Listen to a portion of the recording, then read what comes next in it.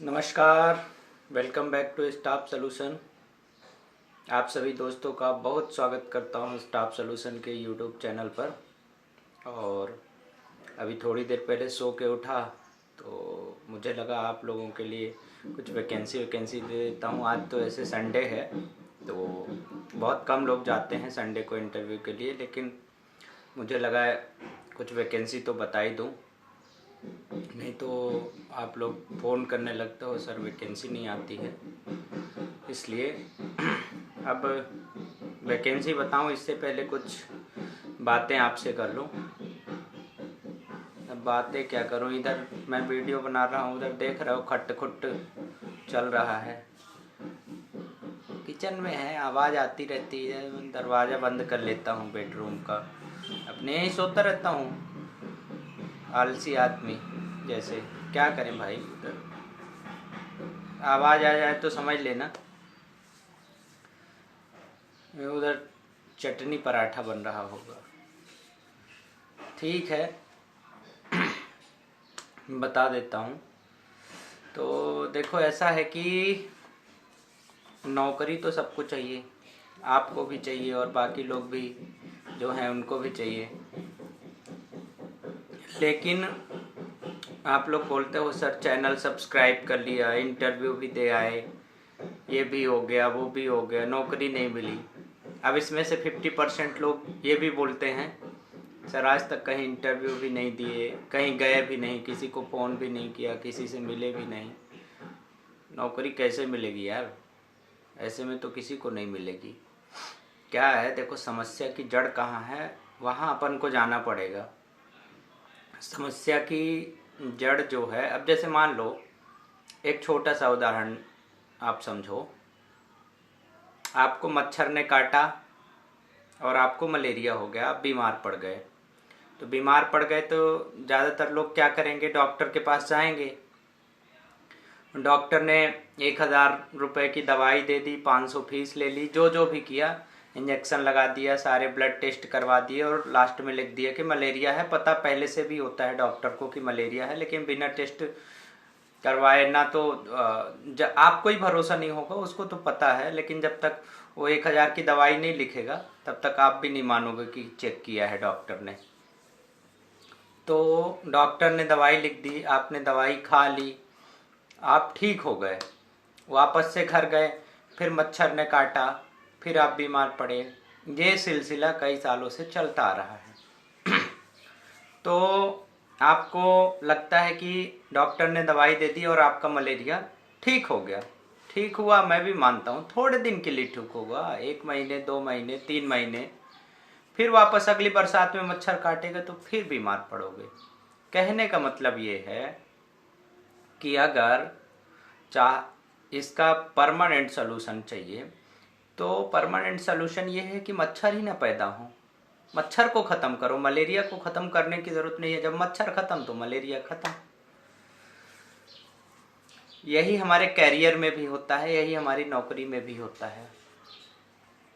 समस्या की जड़ कहाँ है? पहले सबसे बड़ी समस्या की जड़ है, कॉलेज के टाइम में अपन ने पढ़ाई लिखाई नहीं की सही तरीके से। जब पढ़ने का टाइम था तब केरवा डैम घूम रहे थे, नूडल्स और चाट फुल्की का आनंद ले रहे थे, दोस्तों के साथ मौज मस्ती कर रहे थे। और उसके बाद जब नौकरी नहीं मिली तो अब सरकार को दोष देते हैं, मुख्यमंत्री को दोष देते हैं, प्रधानमंत्री को दोष देते हैं। कोई मतलब नहीं है इन सब चीज़ों का। दोष भी दे दोगे तो कुछ बिगड़ने वाला नहीं है उनका, और दोष भी दे दोगे तो क्या करोगे? वोट तो उन्हीं को देना है जिनको आप गलत ठहरा रहे हो। कांग्रेस छोड़ोगे तो भाजपा में जाओगे, भाजपा छोड़ोगे तो कांग्रेस में जाओगे, तीसरा आदमी कहां से लाओगे? इसलिए सरकार को दोष देने से कोई फायदा नहीं है। सरकार अपने लेवल पे करती है जितना प्रयास करती है। सरकार ने ये तो बोला नहीं था कि क्लास छोड़ के फुल्की खाने चले जाओ, लेकिन कुछ हद तक 1% 2% जिम्मेदार है, ऐसा मान सकते हैं। बहुत ज़्यादा तो नहीं लगता कि जिम्मेदार हैं, लेकिन 90% या 95% रिस्पॉन्सिबिलिटी हम सबकी थी। क्यों? सरकार भी आप ही चुनते हो, मुख्यमंत्री भी आप ही बनाते हो, विधायक भी आप ही बनाते हो।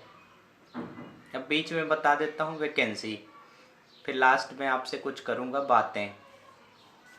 नहीं तो क्या है कि लड़के खिसका खिसका के वीडियो देखते हैं, लगता है लास्ट में वैकेंसी बताए होंगे, इसलिए आज बीच में ही बोले दे रहा हूँ।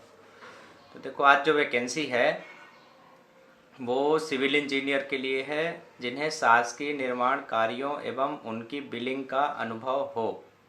ठीक है। और इंटरव्यू जो होगा 15/3/2021 को, यानी कल 12 बजे से 4 बजे के बीच में।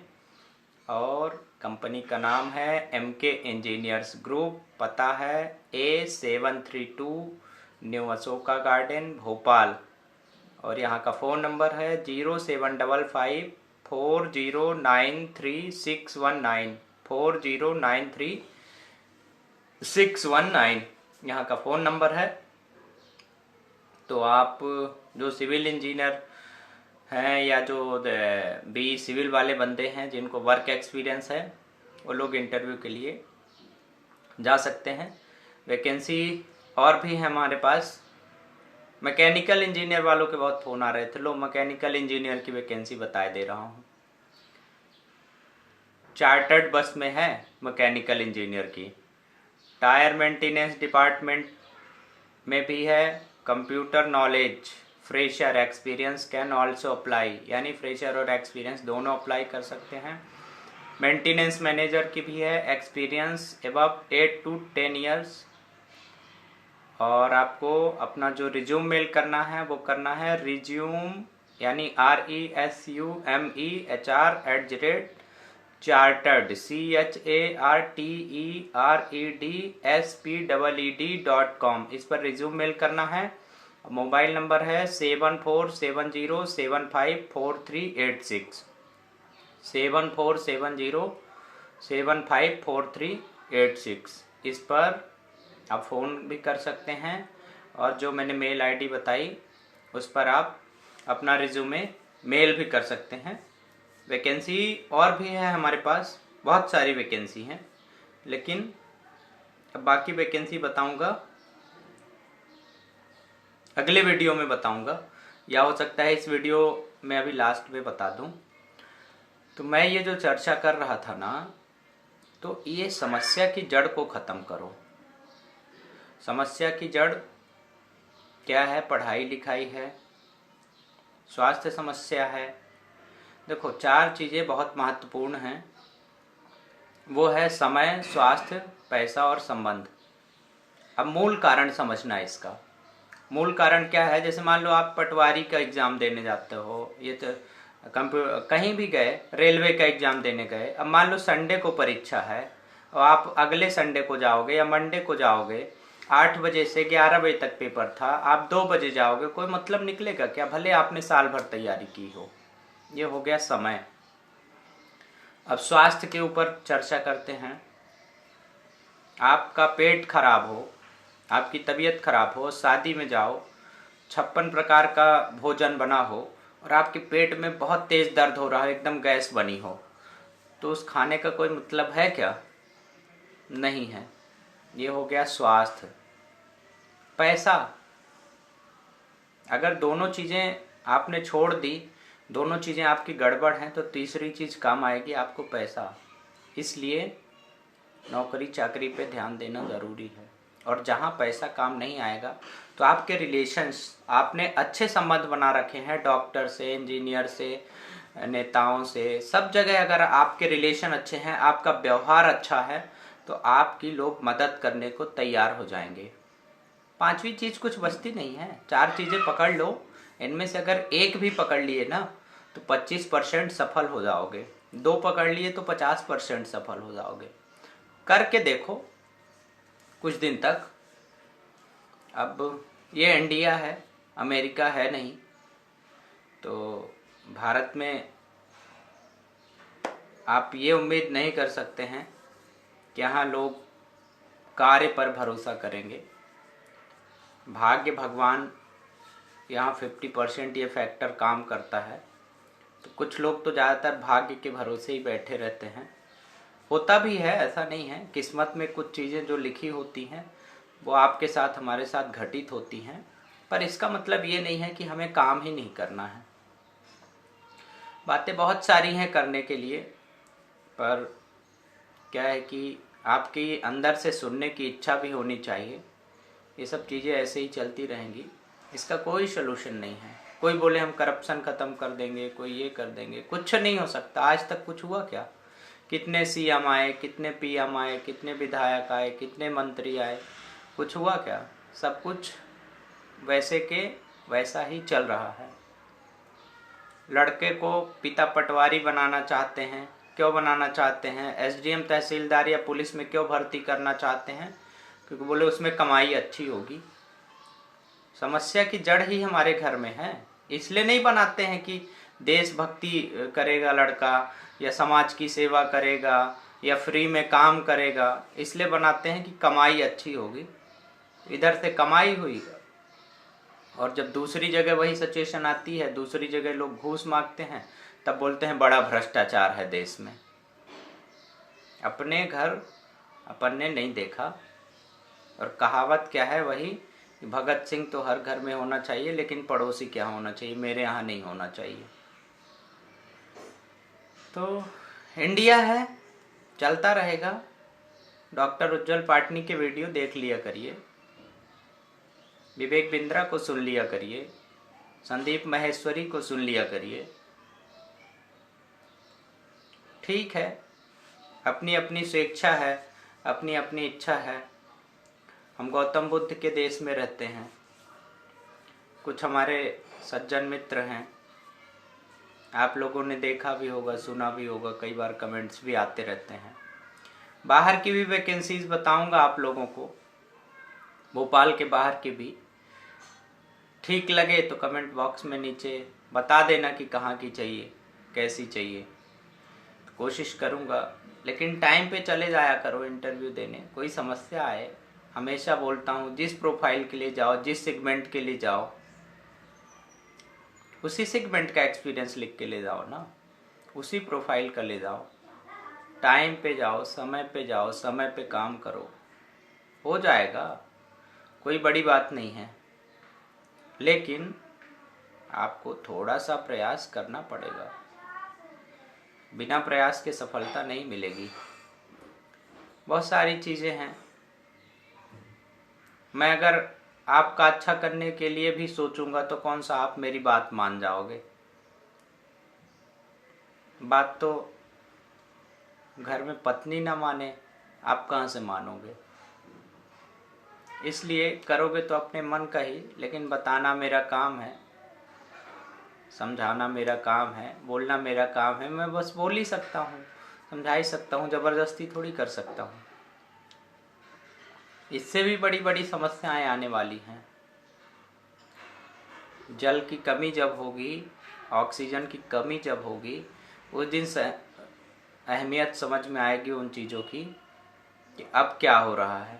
अभी तो नौकरी की कमी है, अभी सिर्फ पेट्रोल महंगा हुआ है, अभी सिर्फ रसोई गैस महंगी हुई है, अभी सिर्फ सब्सिडी रसोई गैस की ख़त्म हुई है, अभी सीनियर सिटीजन का डिस्काउंट ख़त्म हुआ है, रेलवे बस का किराया ही भर महंगा हुआ है, अभी सिर्फ कम परेशानियां चल रही हैं, अभी सिर्फ सब्जी राशन की महंगाई हुई है।